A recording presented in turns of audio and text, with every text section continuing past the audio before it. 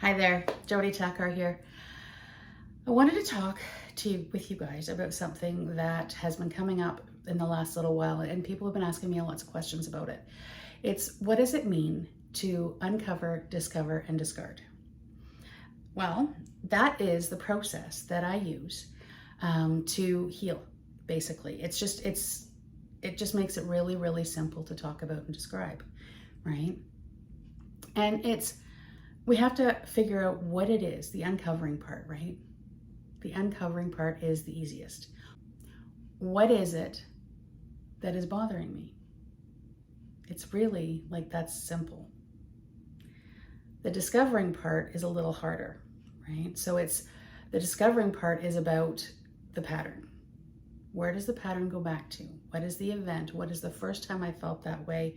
What is the first time I remembered that feeling? We use the feelings to go back. How do you get to your feelings? Well, get out of your head, right? Thinking, feeling, or usually in your gut, right? Usually in your gut is where we feel.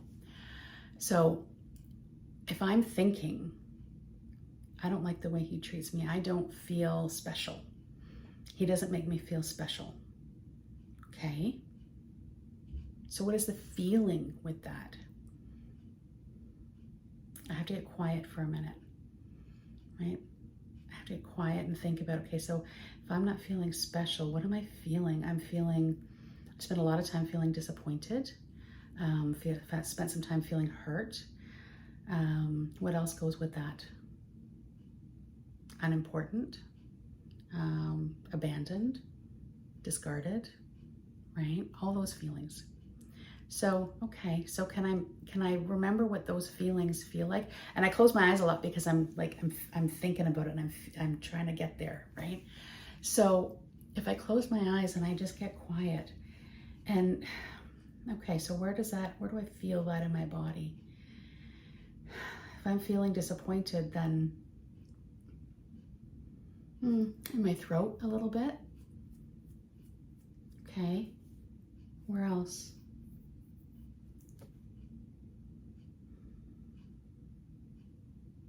Oh, in my gut. Okay, in my gut. And, okay, so now I know what that feels like. I remember what that feels like. And so then it's like, okay, when did I feel this and that feeling in my gut? When did I remember feeling like that? Okay, so I have to get really quiet. A lot of this is about just getting quiet and just combing back, right? When do I remember feeling that the very first time? The first time I really remember feeling unimportant or disappointed or not special, I can tell you exactly. I was about, I want to say I was about 6. It was my grandparents' 40th wedding anniversary, and I had won this award at school. And I was so excited to win this award at school. And I wanted to share it with my grandpa. And because I thought he would be really proud of me. So it was my grandparents' 40th wedding anniversary, and I pulled out the award, and I'm this little 6-year-old kid. I'm so proud, I'm so excited, and my grandpa was too busy talking to his friends who were there for my grandparents' 40th anniversary. And when I look back as an adult, I understand completely why this happened. But as a 6-year-old child, my 6-year-old brain could not compute. Okay, as the adult, I recognize that of course he didn't have time or the capacity to talk to me and spend time with me at that moment, because he was with all these people that he hadn't seen in years. There were people that came from all over the place to see him and my grandpa, or him and my grandma. And I had just picked up, a not great moment to share this. But as a 6-year-old kid, I was crushed. Oh my God, my little heart, right? I felt unimportant. I felt discarded. I felt like I was not special, which was a very unusual feeling for me with my grandpa, because I was my grandpa's girl, right? Like I was the only granddaughter. And so like I was special. So for me to not feel special with him was a big deal. So that started that layer of I'm not special, right? And then there were a whole bunch of things that layered on top of that just kept going and going and going to teach me that I'm not special. So when I get to the end of my relationship and it's I'm not special, well, of course, right? Where does it go to? That's the discovering part. That's where does the pattern start? At the beginning. Now that's my cognitive memory, right? So I go back to the first place that I remember feeling that, and that's where I have to do my healing, right? That's where I have to go back and reframe that and have that conversation and, you know, gather that little one and bring her home, right? Bring her back to my heart. And that's really important. It's really important because then the trauma, like that trauma, that is a trauma, it's unprocessed feelings. So that trauma doesn't stay out here and looping. That trauma gets brought home to me and gets processed properly inside. And then it's no longer a wound. Then it becomes just a memory. Pretty cool, hey? And then the discarding part.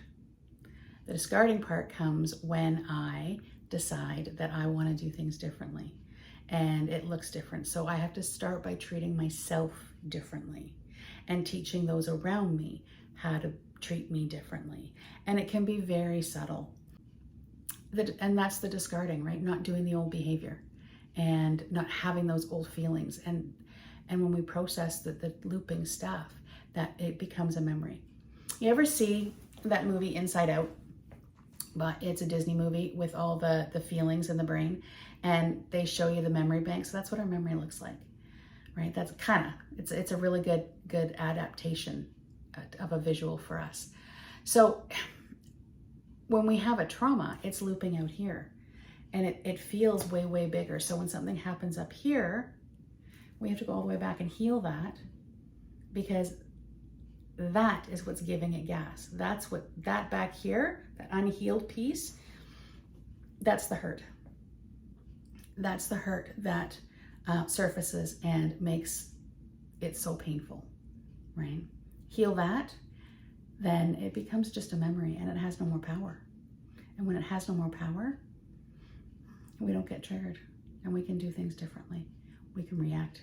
We can respond differently. We stop reacting. So that's kind of how my process works, you know, just so you know.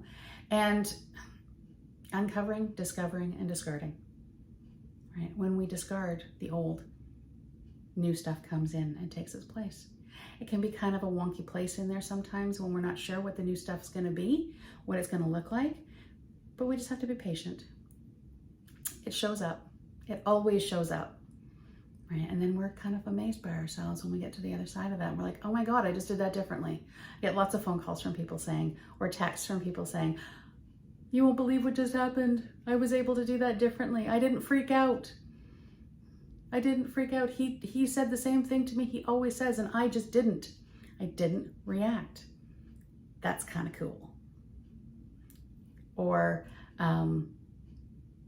I've been working with a mom recently who's got a volatile little one, and she's like, she freaked out on me, and I did not lose it back.